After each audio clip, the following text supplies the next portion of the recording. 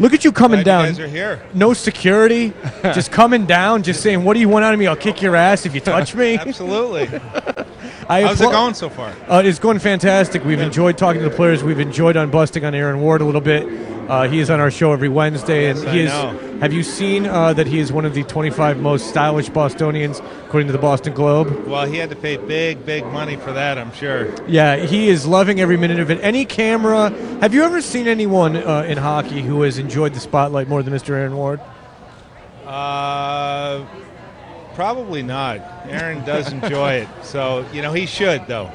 He should enjoy it. Now, one of the great things about Cam Neely being the vice president of the team is that seeing you in the box during games and during close games, the emotion that you show, because usually, you think of management as very stoic and taking everything in stride, but your emotion is absolutely fantastic. It's interesting. I didn't think that I would be that emotional up there, and one, and two, I wasn't quite sure that they would be catching that on camera. So you get a serious amount of FaceTime. Yeah, but Jim Benning had actually said that the most dangerous place to watch a hockey game is next to me. So I still, at times feel like I'd like to throw a check or two, but. I have a huge passion for our team and our organization. I have a huge passion for our fans. Now, the way the team has been going since you've been involved and since the new regime has come in, obviously is incredibly positive, and all the things that have been happening. Now, I have heard, and you can tell me I'm wrong, but you are not afraid to sometimes actually get on the ice and say, "Look I can still do it a little bit down here." Am I right? Well, I'll leave that up to the coaching staff. If it's necessary for me to talk to the guys, I'll do it, privately, one-on-one. But I was on the ice a little bit last year to, help in some of the areas with some of the players. But we got a great coaching staff, and hope to get on the ice a little bit this year too. It's one of those things where, I obviously played the game and have some understanding of maybe some of our forwards, what they could they could do to improve a little bit in some areas, and I'd like to be able to share that information. Now, because it's got to be kind of cool coming from you, because they came up watching you play. Some of these guys have no clue, though. They're too young. You got Luch, who's like 20. Yeah, exactly. He's like, geez, I remember my dad talking about you.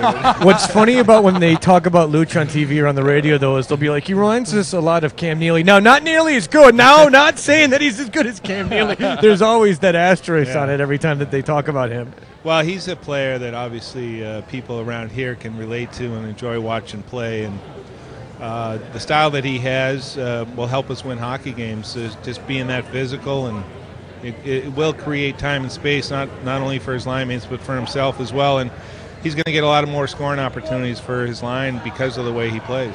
Now, Cam, I know tonight the Bruins are doing something kind of special. You're bringing out one of the Hanson brothers, and you're giving out the Hanson brothers glasses to the crowd. But I have to argue that. So I'm surprised you guys aren't wearing them right now. Oh no, that's never happened. Never going to happen. But I have to argue that the best movie hockey relationship has to come not from Slapshot, but from the movie Dumb and Dumber. Now, Cam, how often do people come up to you and say, "Kick his ass, Seabass"? I hear, it's amazing. I still hear that, and it's been 12 years now or something. So this is, Dumb and Dumber is kind of like your Caddyshack. It's going to last forever. Oh, sure. And to be Seabass, the guy who ends up kicking down the door of the toilet when Jim Carrey is in there, one of the all-time epic scenes. Now, how did you get involved with that? How did the Fairley brothers get a hold of you? Well, they're from Rhode Island, as most people know, and they're big sports fans. And I got to meet them through some mutual friends, and they said, "Well, we're going to be doing this movie. We'd like you to be in the movie.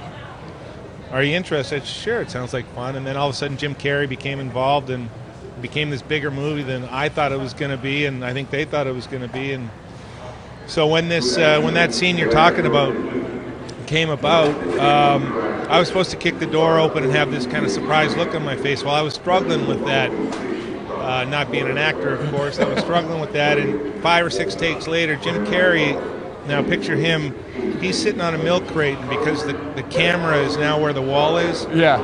So I'm supposed to, and he's sitting there, and I'm like, oh my God, he's probably like, what the hell is this frickin' guy doing, wasting my time?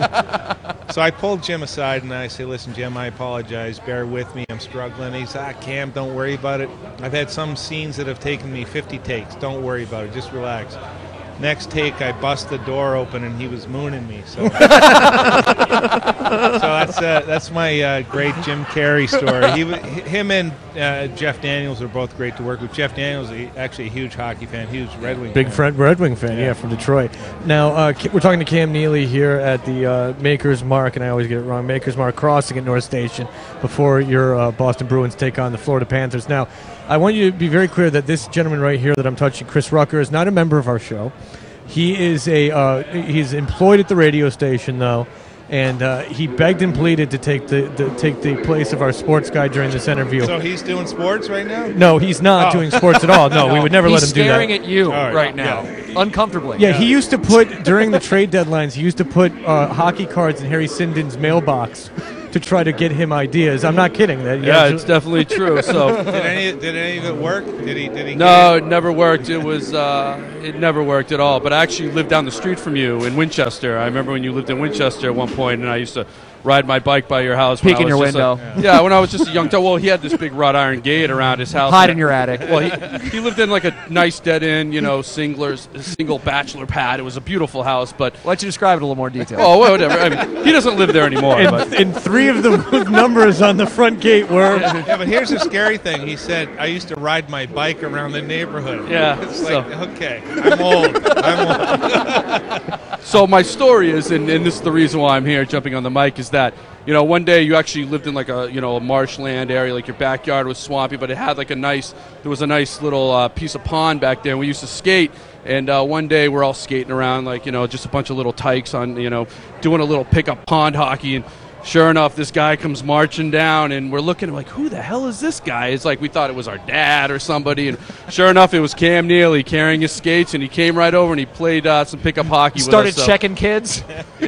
Just to make myself feel better, Yeah, supporting the rich brats in the neighborhood. We had a tough game the night before, I'm sure, and I needed to get some frustration. But the thing is, I always wanted to thank you for that, because being a young kid, Cam Neely, sharing the ice with Cam Neely, especially in a tough game of pond hockey with a bunch of Winchester brats, it was classic. So I wanted to thank you for that, for coming down. That was classic.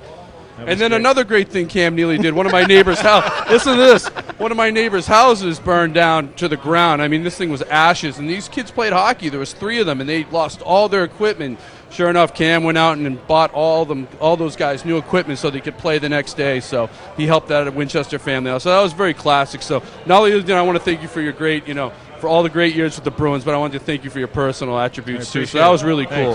Thank you. Why don't you go ahead and give him a back rub now? Oh, why don't you get out of here? You know what I mean? I want to thank the guy, Well, listen, it speaks a lot to the man's character. Cam Neely, not afraid to be a part of the community, not afraid to go out without the spotlights, without the cameras around, and take part in the young people's lives.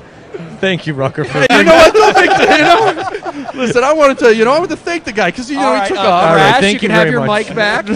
All right, we're talking to Cam Neely. We're at the Maker's Mark Crossing at North Station. Vice President Cam Neely, and you'll probably see him today as they flash to the box, and there is quite a bit of excitement in his face. And just want to thank you so much for coming out. Well, it's my pleasure. We appreciate you guys' support, the team, and happy to have you here today. And be careful with cocktails. Yeah, big hockey fans, and I will not be careful. As a matter of fact, I will be very irresponsible, actually, with my actions. But that is not a reflection of the franchise or the Maker's Mark Crossing. Actually, Aaron's got a tab here, too, by the way. Oh, believe me, I already know. Yeah, but the best thing ever is I'm married. This is a real quick story about how stupid Aaron is. And I'm married, okay?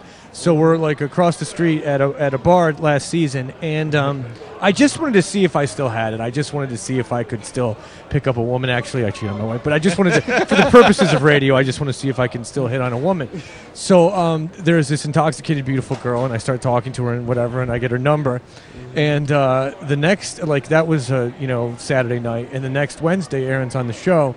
And he's saving a joke, and he's like, is that like when you were all clumsy hitting on that girl last night and my wife's listening to the show? And I'm like, thank you, Aaron. See, the big ring that I wear could tell you that I'm married. Thanks for listening to the show.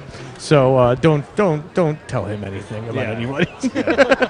He'll You just got to keep it quiet with him. he'll just blow it. Well, Cam Neely, obviously a legend. Thank you so much for joining All us. right, sir. my pleasure. Congratulations We on the appreciate season. it.